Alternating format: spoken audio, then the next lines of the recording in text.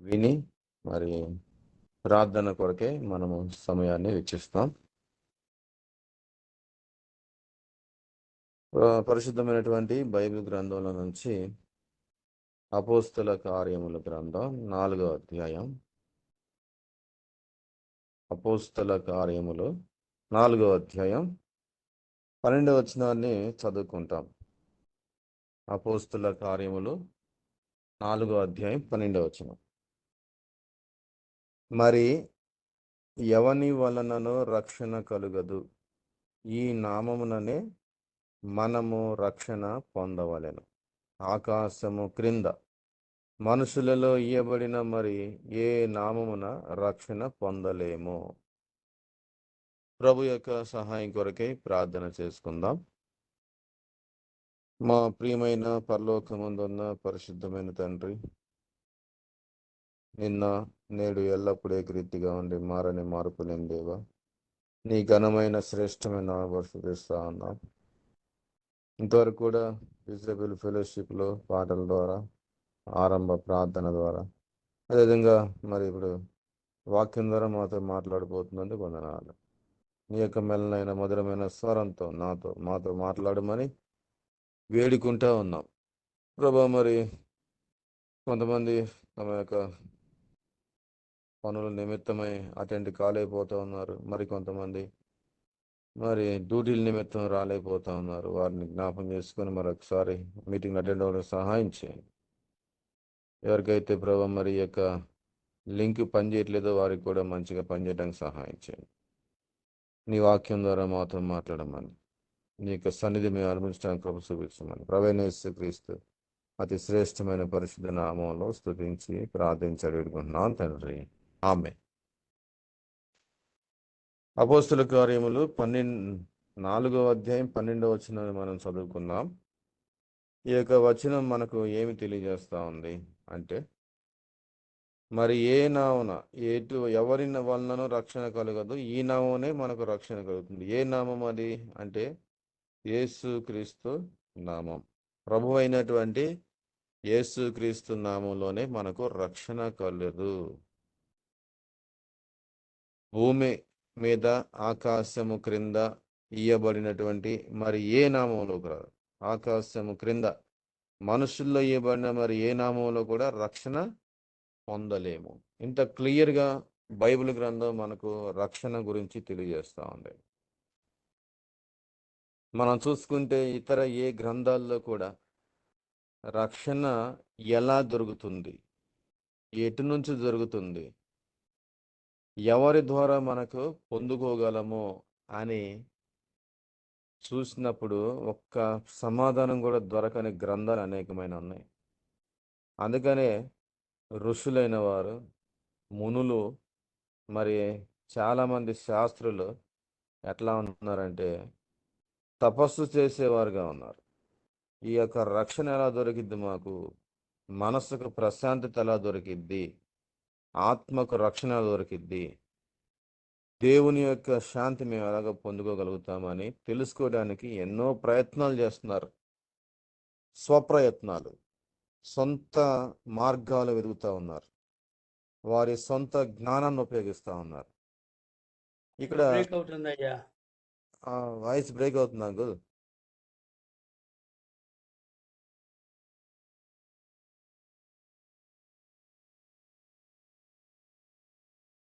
సొంత జ్ఞానాన్ని, సొంత మార్గాలను ఉపయోగించి రక్షణ పొందాలి, దేవుని యొక్క శాంతి సమాధానాలను పొందుకోవాలి, తద్వారా మేము మోక్షానికి వెళ్ళాలి అని తాపత్రయపడుతూ ఉన్నారు. తపస్సులు చేస్తూ ఉన్నారు, జపాలు చేస్తూ ఉన్నారు. కానీ ఎక్కడ కూడా వీరికి సమాధానం దొరకటం లేదు, ఆన్సర్ వారికి దొరకటం లేదు. ఎందుకంటే యేసు ప్రభు చెప్పాడు యోహాను సువార్త 14:6లో, నేనే మార్గము, సత్యము, జీవము.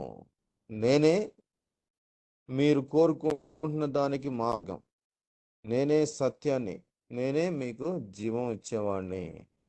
పరలోకం వెళ్ళాలన్నా, మోక్షానికి వెళ్ళాలన్నా, రక్షణ పొందాలన్నా, శాంతి సమాధానాన్ని మనము పొందుకోవాలంటే యేసు ప్రభు మాత్రమే మార్గం. ఈ యొక్క విషయాన్ని పరిశుద్ధమైన బైబిల్ గ్రంథం తేట తెల్లం చేస్తా ఉంది. ఎక్కడ కూడా మనకు దొరకదు. అందుకని చాలామంది క్రైస్తవులను చెప్పుకునేవారు మాత్రమే కాకుండా హిందువులుగా పుట్టినవారు, ముస్లింలుగా పుట్టిన వాళ్ళు, సిక్కులుగా పుట్టిన వాళ్ళు కూడా వారు యేసు ప్రభు యొక్క మార్గాన్ని తెలుసుకున్నారు. ఎక్కడ కూడా లోకంలో శాంతి దొరకదు. యేసు ప్రభు ఒక్కడే రక్షణ అనుగ్రహించే దేవుడు. ఆయన ద్వారానే నేను ఈ యొక్క గొప్ప మనశ్శాంతి, ఆత్మరక్షణ పొందుకున్నానని చెప్పి వారు హృదయాన్ని మార్చుకున్నవారుగా, జీవితాలను మార్చుకున్నవారుగా, ప్రభువులోనికి వచ్చిన వారుగా మనం చూస్తూ ఉన్నాం. బెస్ట్ ఎగ్జాంపుల్ భగత్ సింగ్ గారు మనకు కనపడతారు. ఇంకెంతో మంది యేసు ప్రభువుని తెలుసుకొని వారి హృదయాల్ని మార్చుకొని వారు యేసు ప్రభువును సొంత రక్షకుడిగా అంగీకరిస్తూ వచ్చారు. అందుకనే మనం ఇప్పుడు పాట కూడా పాడుకున్నాం. యేసు ప్రభు నామం శక్తి గల నామం, యేసు ప్రభు పరిశుద్ధమైన నామం. ఆ యొక్క నామములో మరి మనకు రక్షణ దొరుకుతుంది అని ఈ వచనం మనకు తెలియజేస్తా ఉంది. అంతేకాదు రోమీలకు రాసిన పత్రికలో మరొక మాట మనం చూస్తాం. రోమీలకు రాసిన పత్రిక 10వ అధ్యాయంలో కూడా చూస్తే 10వ అధ్యాయం 9వ వచనం, అదేమనగా యేసు ప్రభువు అని నీ నోటితో ఒప్పుకొని దేవుడు మృతుల్లో నుండి ఆయనను లేపనని నీ హృదయం నందు విశ్వసించిన ఎడల నీవు రక్షించబడుదువు. ఎక్కడ దొరుకుతుంది ఈ యొక్క రక్షణ అంటే యేసు ప్రభు నామంలో. ఎట్లా దొరుకుతుంది రక్షణ? యేసు ప్రభు నా జీవితానికి యేసే ప్రభువు అని ఒప్పుకోవాలి నోటితో. ఆయన్ని దేవుడు మృతుల్లోంచి తిరిగి లేపాడు. అంటే నీ పాపముల కొరకు, నా పాపముల కొరకు యేసు ప్రభు శిలువలో మరణించాడు, సమాధి చేయబడ్డాడు, తిరిగి లేచాడు, తండ్రి చేత లేపబడ్డాడు అని మనం విశ్వసించినట్లయితే మనకు రక్షణ దొరుకుతుందంట. అంతేకాదు, ఏలైనగా నీతి కలిగినట్లు మనుష్యుడు హృదయములో విశ్వసించును, రక్షణ కలిగినట్లు నోటితో ఒప్పుకొనును. ఎట్లా రక్షణ పొందాలి? చాలామంది దాన ధర్మాలు చేస్తూ ఉంటారు. తమకున్నటువంటి డబ్బును ఉపయోగించి దానాలు, ధర్మాలు చేస్తూ ఉంటారు. ఇంకొంతమంది పుణ్య యాగాలు చేస్తూ ఉంటారు. ఇంకొంతమంది తీర్థయాత్రలు చేస్తూ ఉంటారు. ఎందుకు ఇవన్నీ చేస్తున్నారు? వారి యొక్క గురి ఒకటే, ఏంటి? మనశ్శాంతి. బైబిల్ యొక్క భాషలో చెప్పాలంటే ఆత్మరక్షణ కావాలి. ఆత్మరక్షణ కావాలంటే యేసుప్రభువుని నమ్ముకో అని చెప్తే అది అనరు. అది అవసరం లేదు వాళ్ళకి. ఎందుకంటే వాళ్ళు చెప్పాలంటే జ్ఞానం కలిగిన వారుగా ప్రవర్తిస్తారన్నమాట. మాకు ఎక్కువ తెలుసు మీకంటే, మాకు ఎక్కువ తెలుసు అని చెప్పేసి అతి తెలివితేటలతో తమ సొంత మార్గాలను ఎన్నుకుంటా ఉంటారు. డబ్బులను వృధాగా ఖర్చు చేస్తూ ఉంటారు. తీర్థయాత్రలు అంటారు. ఇంకొంతమంది గంగా నదిలో మునుగుతారు. అదంట పుణ్య నది అంట. గంగా నదిలో మునిగితే పాపాలు పోతాయని వారు భ్రమపడుతూ ఉంటారు. నిజంగా కరోనా వచ్చినప్పుడు అనేక మంది లోకంలోంచి వెళ్ళిపోతూ వచ్చారు, మరణిస్తూ వచ్చారు. చెప్పాలంటే పాతి పెట్టడానికి స్థలం కూడా లేకుండా పోయింది. ఎప్పుడు ఎవరు ఎక్కడ మరణిస్తున్నారో కూడా తెలియని పరిస్థితుల్లో పూడ్చిపెడటానికి స్థలం దొరక్క శవాల్ని నదిలో, గంగా నదిలో పడేశారు. అక్కడ ఆ నదిలో శవాలు పడిపోవడం వలన గుట్టలు గుట్టలుగా పడేయటం ద్వారా నది కల్మషం అయిపోయింది. ఆ నదిలో మునిగి వీరికి పాపాలు పోయినాయి అంట. ఎంత మరి అవివేకులుగా ఉన్నారు ప్రజలు, మనం గమనించవచ్చు. ఎందుకు ఇదంతా మనం చెప్పుకుంటున్నాం అంటే ఒకటే, యేసు ప్రభు నామం ఎట్లాంటిది అది చూస్తాం మనం ఈరోజు. యేసు ప్రభు నామం ఎట్లాంటిది అంటే మొట్టమొదటిగా మనకు రక్షణ అనుగ్రహించే నామంగా మనం చూస్తా ఉన్నాం. యేసు ప్రభు నామం ఎట్లాంటిది? యేసు ప్రభు నామములో మనకేం దొరుకుతుంది అంటే ఆత్మరక్షణ దొరుకుతుంది. ఎంత అద్భుతమైనటువంటి సమాధానం దేవుడు మనకు అనుగ్రహించాడు. ఈ లోకములో ఎక్కడ కూడా ఇటువంటి సమాధానం దొరకదు. పరిశుద్ధమైన బైబిల్ గ్రంథం మాత్రమే మనకు ఈ యొక్క సమాధానం అనుగ్రహించింది. ప్రభువా, నీవు నా పాపముల నిమిత్తమై ఈ లోకానికి వచ్చినావు. నా పాపాలు తీసివేయడానికి నీవే స్వయంగా శిలువలో మరణించినావు, సమాధి చేయబడ్డావు, తిరిగి లేచినావు. నా పాపాలు తీసివేయడానికి శిలువలో నీ యొక్క అమూల్యమైన రక్తాన్ని చిందించినావు. అందుని బట్టి నేను స్తుతిస్తున్నానని మనం ఆయన్ని ఆరాధించే వరంగా ఉండాలి. యేసు ప్రభు, నాకు నువ్వు రక్షణ ఇచ్చేవని మరి మనం కృతజ్ఞతలు చేసే వరంగా ఉండాలి. యేసు ప్రభు నామంలో రక్షణ దొరుకుతుంది. ఇంకో విషయం మనం చూసినట్లయితే మార్కు సువార్త 9వ అధ్యాయం, మార్కు సువార్త 9వ అధ్యాయం 41వ వచనాన్ని చదువుతున్నాను, గమనించండి. మార్కు సువార్త 9వ అధ్యాయం 41వ వచనం. మీరు క్రీస్తు వారని నా పేరట మీకు గిన్నెడు నీళ్లు త్రాగనిచ్చువాడు తనకు రావాల్సిన ఫలము పోగొట్టుకొనడని మీతో నిశ్చయంగా చెప్పుచున్నాను. ఇక్కడేం చెప్తున్నాడు? మీరు క్రీస్తు వారని నా పేరట మీకు గిన్నెడు నీళ్లు త్రాగనిచ్చువాడు. ఎవరైతే నా పేరట అన్నాడు అంటే నా నామములో. ఇప్పుడు యేసు ప్రభు నామములో రక్షణ చూసాం. ఇక్కడ చూస్తున్నాము, యేసు ప్రభు నామములో ఎవరు మీకు గిన్నెడి నీళ్ళు ఇస్తారో అంటే సహాయం చేసేవారు. ఎవరైతే మీకు నా నా పేరట సహాయం చేస్తారో, గిన్నెడు నీళ్ళు ఇస్తారో, అప్పుడు వారికి తనకు రావలసిన ఫలం పోగొట్టుకొనడు అని మీతో నిశ్చయంగా చెప్తున్నాను. మనము యేసు ప్రభు నామంలో మీకు హెల్ప్ చేస్తున్నాం, యేసు ప్రభు నామంలో మీకు ఇది ఇస్తున్నాం అని మనం అనేకమైనటువంటి హెల్ప్ చేసేవారంగా, సహాయం చేసేవారంగా ఉండాలి.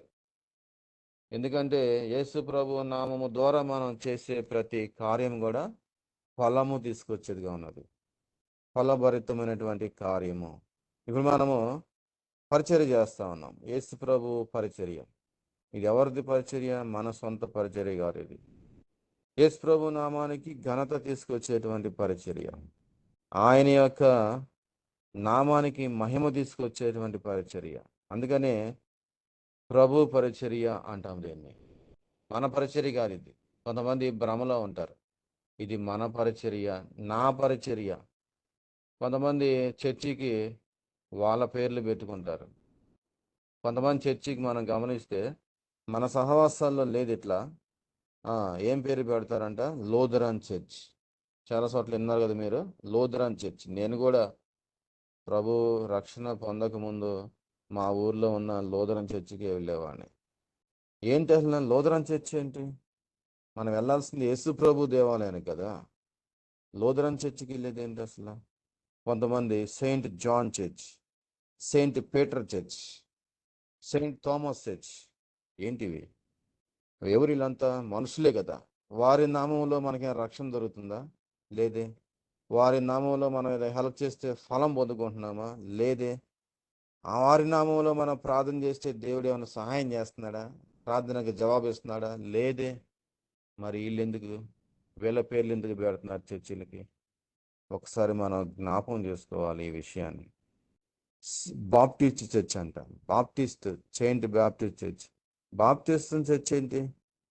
బైబిల్లో దేవుడు మందిరానికి పెట్టమని చెప్పిన పేర్లు అనేకమైన ఉన్నాయి. మనం ఆదికాండం మొదలేసుకుని ప్రార్థన గ్రంథం వరకు చదువుకుంటా వెళ్తే అనేకమైనటువంటి మందిరాల పేర్లు కనపడతాయి, రాసుకోవచ్చు. నేను రాస్తున్నా అట్లాగే బైబిల్లో. ఈ యొక్క స్థానం దేవుడు నీతో మాట్లాడిన స్థలం కాబట్టి ఇక్కడ ఒక రాయి పెట్టి నువ్వు అక్కడ బలిపీఠం కట్టి దేవునికి ప్రార్థన చేయి. ఆ స్థలం బేతేలు అనే పేరు పెట్టమని దేవుడు చెప్తూ వచ్చాడు యాకోబుకి. బేతేలు మందిరం పేరు పెట్టుకో, నో ప్రాబ్లం, బైబిల్ చెప్తుంది అలాగా. ఏల్ బేతేలు పేరు పెట్టుకో, బేర్షెబా పేరు పెట్టుకో. ఇది హెబ్రోను, ఇక్కడ దేవుని యేసు ప్రభు నామంలో ప్రార్థన జరిగిన హెబ్రోను పేరు పెట్టుకో. హెర్మోను పర్వతం, హెర్మోనులో దేవుడు మందిరం కట్టమన్నాడు చెప్పాడు.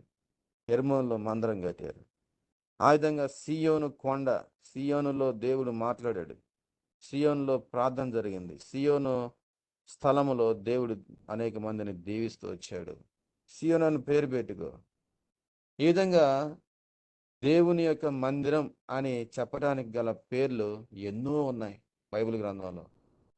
నాకెందుకంటే ఇట్లా లోదరని చర్చి నాకు తెలియక ముందు అవన్నీ ఏదో అనుకున్నా, కానీ తెలిసిన తర్వాత ఏంటిది, ఒక మందిరానికి పేరు పెట్టడానికి మన సొంత పేర్లు, లేకపోతే యేసు ప్రభు శిష్యుల పేర్లు, ఇవన్నీ ఏంటి?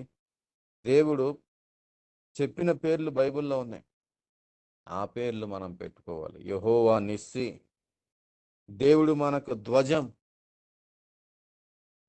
యెహోవా ఈరే, దేవుడే మనకు సహాయం చేసేవాడు.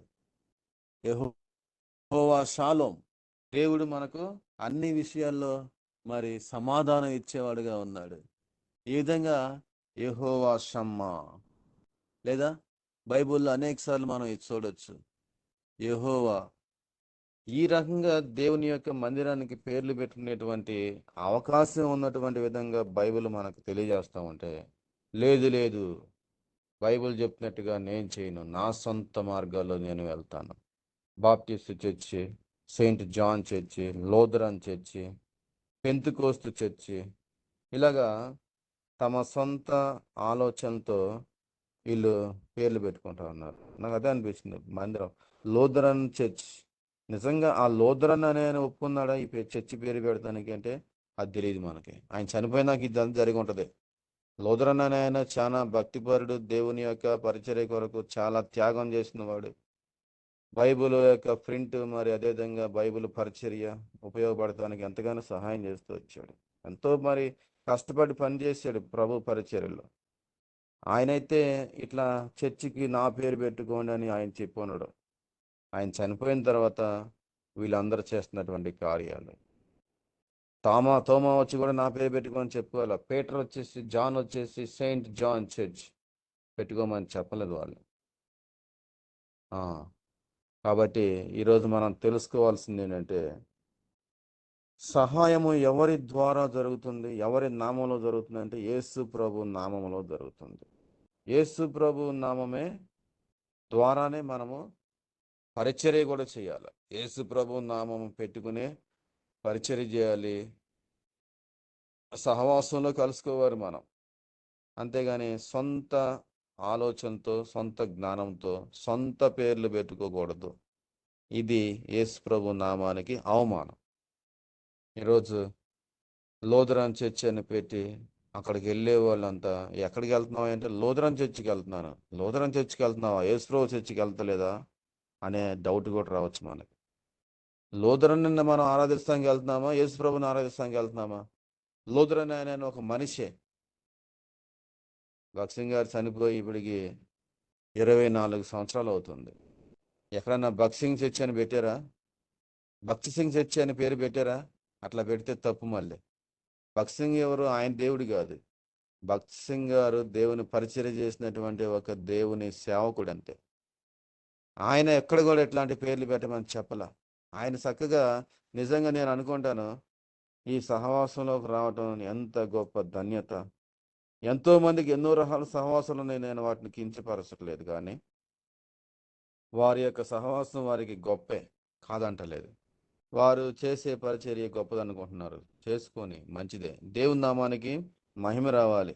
ఎవరు పరిచర్య చేసినా చివరికి మనం దేవుని నామానికి మహిమ తీసుకొచ్చే వారంగా ఉండాలి. కానీ మనం చేసేది బైబుల్ అనుసారంగా ఉందా, లేకపోతే మన సొంత ఆలోచన ప్రకారంగా ఉందా, ఇది నేను చూడమంటున్నా.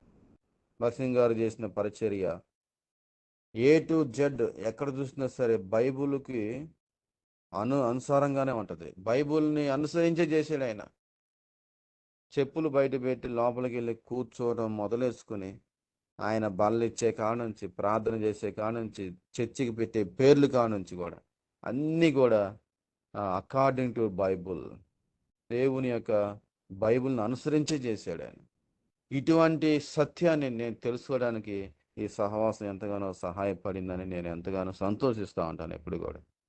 ఈరోజు నేను హెబ్రోన్ చర్చికి వెళ్తున్నాను, యెహోవా నిస్సికి వెళ్తున్నాను, షాలోమ్కి వెళ్తున్నాను, జోషమ్మకి వెళ్తున్నా, సియోనుకి వెళ్తున్నా. రేపు సియోను కొండ మీదకే ప్రభు రాబోతా ఉన్నాడు మనం తీసుకుని వెళ్తానికి. ఇంత చక్కని పేర్లు బైబిల్లో మన కోసం పెట్టి ఉంటే ఈ Lutheran church, Saint John church ఇవన్నీ ఎట్లా ఉందంటే మనుషులకు ఘనత తీసుకెళ్ళేదిగా ఉంది కానీ దేవునికి రావట్లేదు. నిజంగా దేవుడు ఎంత బాధపడుతూ ఉన్నాడు కదా. నిజంగా చెప్పాలంటే లూథరన్ కూడా బాధపడుతూ ఉన్నాడు. ఆ లూథరన్ అనేటువంటి దేవుని పరిచర్య చేసినటువంటి వ్యక్తి కూడా ప్రభు సన్నిధిలోకి వెళ్ళి ఎంతో బాధపడతా ఉండొచ్చు. నా నామాన్ని వీళ్ళు పైకి తీసుకొచ్చి ప్రభు నామానికి అవమానం తీసుకొస్తున్నారు అనేసి వీళ్ళు తెలుసుకోవాలి చాలా విషయాలు. కాబట్టి యేసు ప్రభు నామంలో సహాయం, యేసు ప్రభు నామంలో పరిచర్య, యేసు ప్రభు నామంలో సహవాసం మనం చేసే వరంగా ఉండాలి. ఎందుకంటే యేసు ప్రభు నామంలో తప్ప మరి ఏ నామంలో కూడా రక్షణ లేదు అని బైబిల్ ఖరాఖండిగా మనకు సెలవుస్తూ ఉంది. కాబట్టి యేసు ప్రభు నామమే మనకు రక్షణ ఇచ్చేది. ఆయన నామం ద్వారా మనం చేసేటువంటి సహాయం ఏదైతే ఉందో అది మనకు ఫలాన్ని ఇచ్చేదిగా ఉంది. వాళ్ళు తప్పకుండా ఫలాన్ని పొందక మానరు, వారికి రావాల్సిన ఫలం పోగొట్టు కొనడు అని మీతో నిశ్చయంగా చెప్పుచున్నానని ప్రభువే స్వయంగా మాట్లాడుతూ ఉన్నాడు కదా. కాబట్టి యేసు ప్రభు నామములోనే మనకు రక్షణ ఉంది. ఆయన నామంలోనే మనం సహాయం చేసే వారంగా ఉండాలి. మరొక మాట చూసుకుందాం. యోహాను సువార్త 14వ అధ్యాయం. యోహాను సువార్త 14వ అధ్యాయము 13వ వచనం చదువుతున్నాను. మీరు నా నామమున దేనిని అడుగుదురో తండ్రి కుమారుని యందు మహిమపరచబడుటకై దానిని చేతును. చూసారా, ఇక్కడ యేసుప్రభు చెప్తా ఉన్నాడు, మీరు నా నామమున దేనిని అడుగుదురో తండ్రి కుమారుని యందు మహిమపరచబడుటకై దానిని చేస్తాను. మీరు నన్ను అడగమన్నాడు, మీరు అడుగుడి అని దేవుడు ఎంతో స్పష్టంగా చెప్తున్నాడు. మీకు ఇయ్యబడును, అడిగితే ఇస్తా అన్నాడు. ఎట్లా అడగాలి? In the name of lord Jesus Christ, ప్రభు అయిన యేసుక్రీస్తు నామములో ప్రార్థన చేసి అడిగి వేడుకుంటున్నాం తండ్రి. ఎవరికి ప్రార్థన చేస్తున్నాం? తండ్రికి ప్రార్థన చేస్తున్నాం. చూసారు ఎంత స్పష్టంగా మనం ప్రార్థన చేస్తున్నాము. కానీ దాని గురించి మనం ఎప్పుడైనా ఆలోచించామా?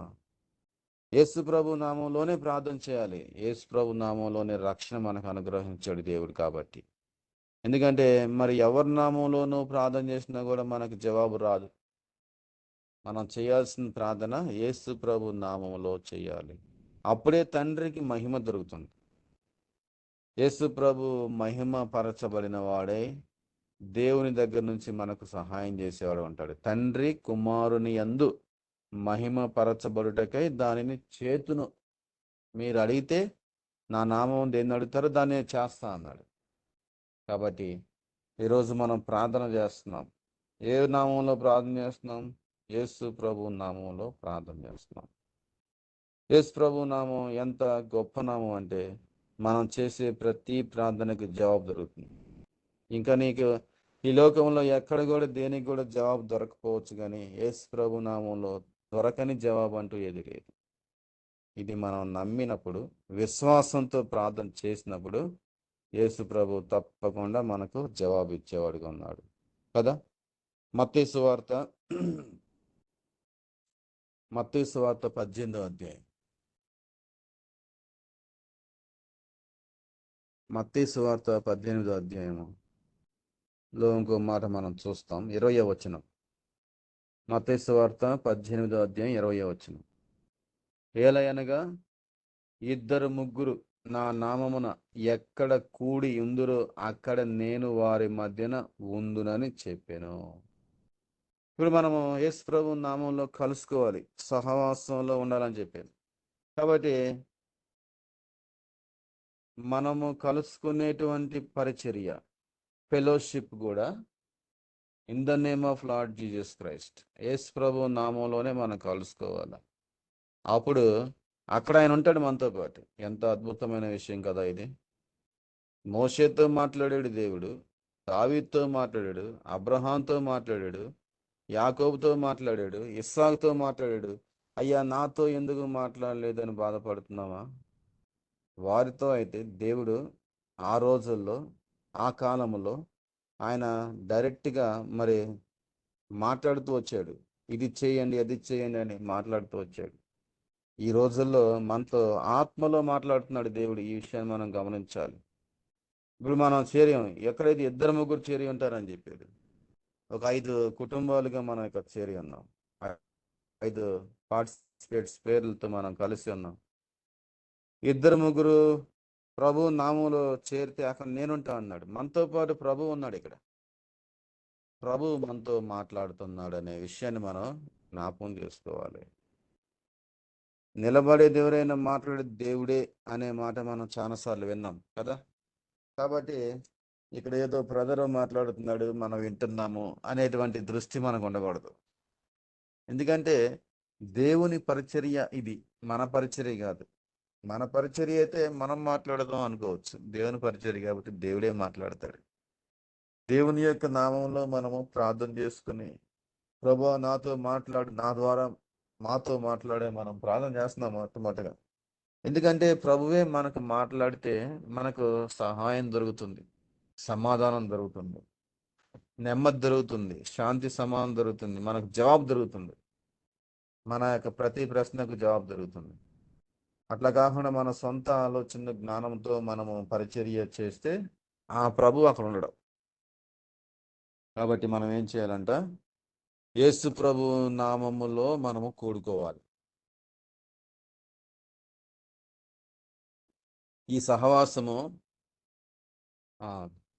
ఎలాంటి పరిచర్య, ఎలాంటి సహవాసం ఉండాలి అంటే ప్రభు సహవాసం, ప్రభువు నామంలో కూడుకునే సహవాసం. నిజం చెప్పాలంటే ఇప్పుడు మనము అందరం కలిసి ఒక చోట లేము. అందరం కలిసి ఒక చోట లేము. మందిరంలో కానీ, ఒక ఇంటిలో కానీ, ఎక్కడైనా సరే మనం అందరం కలిసి ఒక చోట కలుసుకుంటా ఉంటాం. శారీరకంగా కనపడతా ఉంటాం. అది ఒక దేవుని దృష్టిలో కలుసుకోవటమే. ఇది ఏంటి? ఆత్మీయంగా కలుసుకోవటం. ఇంకా చెప్పాలంటే మనకి మంచి ఉదాహరణ యేసు ప్రభు మనతో ఉన్నాడు అని చెప్పడానికి ఇది మంచి ఉదాహరణ. ఎట్లా అంటే మనమందరం ఒక సహవాసంగా కలుసుకుందాం. 5 వ్యక్తులం 5 స్థలాల్లో ఉండి కూడా ఒకే చోట ఉన్నట్లుగా మనం ఉన్నాం, మాట్లాడుకుంటున్నాం, ప్రార్థన చేస్తున్నాం, పాటలు పాడుతున్నాం, అదేవిధంగా వాక్యాన్ని ధ్యానిస్తూ ఉన్నాం. మనమందరం ఒక చోట ఉన్నాం. మనతో పాటు దేవుడు కూడా ఉన్నాడు అని చెప్పడానికి మనం అందరం కనపడతాం ఒకరికొకరం, కానీ ఉన్నామని ఎట్లా నమ్ముతున్నాం? అట్లాగే దేవుడు కూడా మనకు కనపడడు, కానీ ఆత్మలో దేవుడు మన సహవాసంలో ఉన్నాడు. ఎందుకంటే దేవుడు ఆత్మ ఉన్నాడు, పరిశుద్ధాత్మ దేవుడు మనతో ఉన్నాడు. ఇప్పుడు ఆయన మన ద్వారా మనతో మాట్లాడుతున్నాడు. ఇది అంత గొప్ప అద్భుతమైన విషయం చూడండి. నేను మొన్న VBSలో శాలోంలో మేము వెళ్ళే మందిరంలో VBS జరిగింది. అక్కడ నాకు ఈ యొక్క జూనియర్స్కి లెసన్ చెప్పడానికి కానీ చివరి 2 లెసన్స్ ఇచ్చారు. మోషే గురించినటువంటి పాఠము, మోషే యొక్క చరిత్ర. మొత్తం 10 లెసన్స్ ఉంటాయి. రోజుకు 2 లెసన్స్. చివరి రోజు 9, 10 లెసన్స్ నేను చెప్పాల్సి వచ్చింది 5 రోజుల్లో. ఆ లెసన్ నేను ధ్యానిస్తూ ఉన్నప్పుడు, మరి ఆ యొక్క లెసన్స్ గురించి చెప్తా ఉన్నప్పుడు నాకు అనిపించింది, ఎంత అద్భుతమైన విషయం ఇది. 6 లక్షల మందిని నడిపించడానికి దేవుడు మోషేని ఎన్నుకున్నాడు. ఆ మోషేతో దేవుడు ఎప్పుడు మాట్లాడుతూ ఉన్నాడు. మోషే, నువ్వు ఇట్రా, నువ్వు ఇది చేయాలి, ప్రజల్ని ఇలా నడిపించాలి, ప్రజలకి ఇది చెప్పాలి, వారితో ఇలాగ చేయమని చెప్పాలి, ప్రార్థన చేయాలి, నా కోసం బలి అర్పించాలి, అదేవిధంగా వారికి అవసరమైనది ప్రతి ఒక్కటి నా దగ్గరికి వచ్చి ప్రభు నామములో అడగాలి, నువ్వు వారిని ఇలా నడిపించని ప్రతిసారి మోషేతో దేవుడు మాట్లాడతాం. ఎంత అద్భుతం ఇది! ఏంటి ప్రభు, మరి మోషేతోనే మాట్లాడావు, నువ్వు మాతో ఎందుకు మాట్లాడవు అనిపించేది నాకు అప్పుడు. ఎందుకు మాట్లాడు, మనతో కూడా మాట్లాడుతున్నాడు దేవుడు. మోషేతో మాట్లాడిన దేవుడు, మోషేని ప్రేమించిన దేవుడు, మోషే కోసం ప్రాణం పెట్టిన దేవుడు మన కోసం కూడా ప్రాణం పెట్టాడు, మనల్ని కూడా ప్రేమించాడు. ఇంకా చెప్పాలంటే మోషేని వాగ్దాన భూమిలోకి తీసుకువెళ్ళలేదు, ఒక అవిధేయత చూపించాడు దేవుడు. అదే లెసన్. మోషే ఒక అవిధేయత చూపించాడు, దేవునికి అవిధేయత చూపించాడు. ద్రోహులారా అని ఇశ్రాయేలు ప్రజలతో మాట్లాడి ఈ బండను నీళ్ళు తీసుకొస్తానని చెప్పి బండను కొట్టాడు. ఆ బండ క్రీస్తే అనే విషయాన్ని మర్చిపోయాడు. ప్రభువుకి అవిధేయత చూపించడం ద్వారా మోషే నాయకుడిగా ఫెయిల్ అయిపోతూ వచ్చాడు. అప్పటి వరకు ఎన్నో విషయాల్లో మరి పాస్ అవుతూ వచ్చాడు, ప్రజల్ని సరిదిద్దుతూ వచ్చాడు. దేవుని కోపాన్ని ఆపాడు మోషే. ఈ ప్రజలు నా కోపాన్ని రేపేరు, నేను వారిని దహించి వేస్తాను, ఉగ్రత తీసుకువస్తాను వారి మీద. కానీ మోషేతో దేవుడు మాట్లాడినప్పుడు, దేవుడు, ప్రభువా నీవు అలా చేయవద్దు, ఈ దేవుడేనా ఈ ప్రజలను ఐగుప్తు నుంచి తీసుకెళ్ళింది, ఇందుకేనా అని అందరూ అనుకుంటారు అని ఆయన కోపాన్ని కూడా ఆపినేస్తున్నాను మోషే. చివరికి తన కోపాన్ని ఆపుకోలేక ఒక్కసారి అవిధేయత చూపించడం ద్వారా వాగ్దాన భూమిలోనికి అడుగు పెట్టలేకపోయాడు. ఎంత బాధపడ్డాడు కదా ఆ సమయంలో. అయినా కూడా ప్రేమగల దేవుడు ఏం చేశాడు? మోషేని ఆ హోరు కొండ మీదకు తీసుకువెళ్ళి, నెబో కొండ మీదకి తీసుకువెళ్ళి ఆ యొక్క వాగ్దాన దేశాన్ని అంతా చూపించాడు. ఆ తర్వాత అక్కడే మరలించాడు మోషే. ఎందుకంటే మోషేని దేవుడే పాతి పెట్టాడు. బైబిల్లో మాట్లాడుతోంది, మోషేని దేవుడే పాతి పెట్టాడు. ఎట్లా పాతి పెట్టాడు? ఎట్లా దీన్ని నమ్ముతామంటే, ఆ కొండ మీదకి మోషే తప్ప ఎవరు కూడా రావడానికి దేవుడు ఒప్పుకోలేదు. మోషే ఒక్కడే కొండ మీదకి వెళ్ళాడు, తిరిగి రాలేదు. అక్కడ చివరి రోజు అని దేవుడు ముందుగా చెప్పాడు మోషేకి. మోషేతో మాట్లాడిన దేవుడు నీతో నాతో కూడా మాట్లాడతాడు. ఆ తర్వాత 14వ సంవత్సరం గడిచిపోయిన తర్వాత మత్తయి సువార్త, మార్కు సువార్త, లూకా సువార్త, అదే యోహాను సువార్త మనం చూస్తే ఒక సందర్భం వచ్చినప్పుడు శిష్యులతో ప్రభు మాట్లాడుతూ ఉంది. నా యొక్క మరణ పునరుద్ధానాల గురించి ప్రభు చెప్తా ఉండి తర్వాత 3 శిష్యులను తీసుకుని ఒక కొండ మీదకి వెళ్తాడు. ఆ కొండ మీదకి వెళ్ళినప్పుడు అక్కడ రూపాంతరం చెందుతాడు. ప్రభు ప్రార్థన చేసినప్పుడు రూపాంతరం చెందుతాడు. ఈ శిష్యులు భయపడి మరి చూడలేని పరిస్థితి వచ్చినప్పుడు తర్వాత ప్రభు వారికి దయ చూపించి చూడగలిగేటువంటి పరిస్థితులు తీసుకొచ్చినప్పుడు ఆ శిష్యులు చూస్తూ ఉన్నారు, యేసు ప్రభుతో 2 వ్యక్తులు నిలిచి మాట్లాడుతున్నారు అక్కడ. ఎక్కడ? వాగ్దాన భూమిలో. మోషే అయితే ఫస్ట్ వాగ్దాన భూమిలోకి రాలేకపోయాడు, అక్కడే చనిపోయాడు బయటే. తర్వాత దేవుడు ఎంత దయగలవాడు చూసావా? యేసు ప్రభు రక్షకుడితో మాట్లాడేటువంటి అవకాశం మోషేకి ఇచ్చాడు. ఆ కొండ మీద దేవునితో, ప్రభువుతో 2 వ్యక్తులు మాట్లాడుతున్నారు, మోషే, ఏలియా.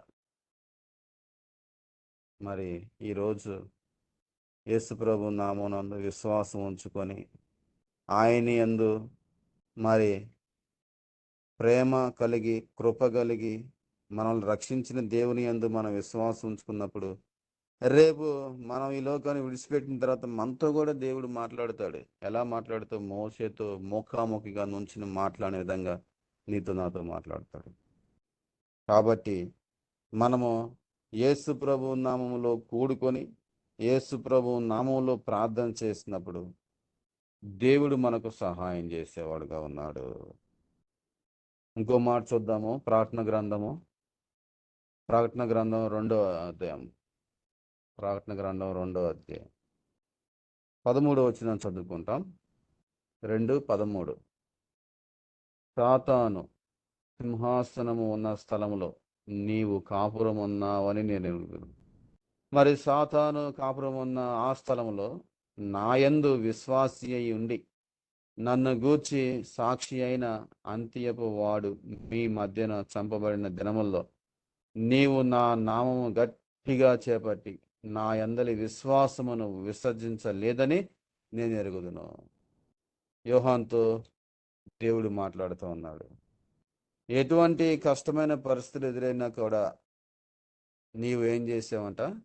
నా నామాన్ని గట్టిగా పట్టుకున్నావు. మనం ఏం చేయాలి? యేసు ప్రభు నామాన్ని గట్టిగా పట్టుకుని ఉండాలి, వదిలిపెట్టకూడదు. అంతే. ఎన్ని కష్టాలు వచ్చినా, ఎన్ని ఇబ్బందులు వచ్చినా, ఎన్ని వేదనలు మనం చుట్టుకొని ఉన్నా సరే, అది ఆరోగ్యపరమైనటువంటిదైనా, ఆర్థికపరమైనటువంటిదైనా, పిల్లల వలనైనా, తల్లిదండ్రుల వలనైనా, ఎటువంటి ఇబ్బందులు వచ్చినా సరే మనం ఏం చేయాలి? యేసు ప్రభు నామాన్ని గట్టిగా పట్టుకోవాలి. అంతేకాదు, ఇంకేం రాస్తుంది అక్కడ? గట్టిగా చేపట్టి నా యందలి విశ్వాసమును విసర్జించలేదు. యేసు ప్రభు నామంలో మనం విశ్వాసాన్ని గట్టిగా పట్టుకొని ఉండాలి. అప్పుడు దేవుడు మనకు గొప్ప ఫలాన్ని అనుగ్రహించేవాడుగా ఉన్నాడు. ఫలా నమ్మకమైన మంచి దాసుడా, ఈ కొద్ది దానిలో నువ్వు నమ్మకంగా ఉన్నావు కనుక దీని అంతటి మీద నిన్ను అధికారిగా చేస్తాను. ఎంత గొప్ప ఆధిక్యత కదా ఇది. రేపు రాబోయేటువంటి లోకంలో పరిపాలన చేసే దేవుడు అంటే మనమే. యేసు ప్రభు మనల్ని పరిపాలకులుగా నియమించబోతా ఉన్నాడు. ఈ విషయాన్ని మనం మర్చిపోకూడదు. ఎట్లాగా నియమిస్తాడంటే, ఈరోజు మనం చేస్తున్నటువంటి పరిచర్య, ఈరోజు మన క్రియలు, మన కార్యాలు దేవుని దృష్టిలో విశ్వాసాన్ని ఎలాగ కాపాడుకుందాం, మనం ఏ విధంగా ప్రార్థన చేస్తాం, ఎలాగ పరిచర్య చేస్తాం, అనేక మందికి ఎలా సహాయకారిగా ఉన్నాం, రక్షణ పొంది ఏ విధంగా దాన్ని కాపాడుకుంటూ వచ్చాం, ఇదంతా రేపేమవుతుందంటే మనకు ప్రతిఫలాన్ని ఇచ్చేదిగా ఉంటుంది. ఇవన్నీ ఎవరి నామంలో చేస్తున్నామంటే మనం యేసు ప్రభు యొక్క నామంలో చేస్తా ఉన్నాం. యేసు ప్రభు నామాన్ని గట్టిగా పట్టుకొని ఆ నామంలో మనం సహాయం చేసి ప్రార్థన చేసి కూడుకొని రక్షణ పొందే వారంగా ఉండాలి. తద్వారా దేవునికి మహిమ తీసుకొచ్చే వారంగా ఉండాలి. అప్పుడు దేవుడు మనకు ఏదడితే అది అనుగ్రహించేవాడిగా ఉంటాడు. కాబట్టి ఇటువంటి మాటలు, మనం విన్న మాటలు ప్రభు మన కొరకు దీవించి మనల్ని ఆ విధంగా చేయడానికి సహాయం చేయను గాక. యేసు ప్రభు నామం మన ద్వారా మహిమపరచబడును గాక. తద్వారా మనము ప్రతిఫలాన్ని పొందేవారంగా ఉండులాగిన ప్రభు మనకు సహాయం చేయను గాక. ఆమేన్.